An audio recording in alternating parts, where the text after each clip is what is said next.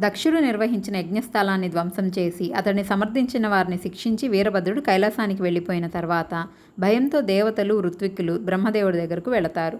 దీనికి శివుణ్ణే శరణు కోరాలని బ్రహ్మ అందరినీ తీసుకుని కైలాసానికి చేరుకుంటారు. అక్కడ ఏదో వటవృక్షం కింద కూర్చుని ఉన్న మహాశివుడి దగ్గరకు వెళ్ళి బ్రహ్మ శివునితో, యజ్ఞం సగంలో ఆగిపోయింది, యజ్ఞఫలాన్ని ఇచ్చేవాడో నీవే కనుక దానిని పూర్తి చేయించి నీ యజ్ఞ భాగాన్ని తీసుకో, నీ గణాలు సైనికుల వలన శిక్షింపబడిన వారిని దయతలిచి తిరిగి అనుగ్రహించు అని అంటారు. దానికి శివుడు సరేనని యజ్ఞస్థలికి వచ్చి దక్షుడికి యజ్ఞ పశువైన మేకతలను పెట్టి బ్రతికించి గాయపడిన వారందరినీ అనుగ్రహిస్తాడు.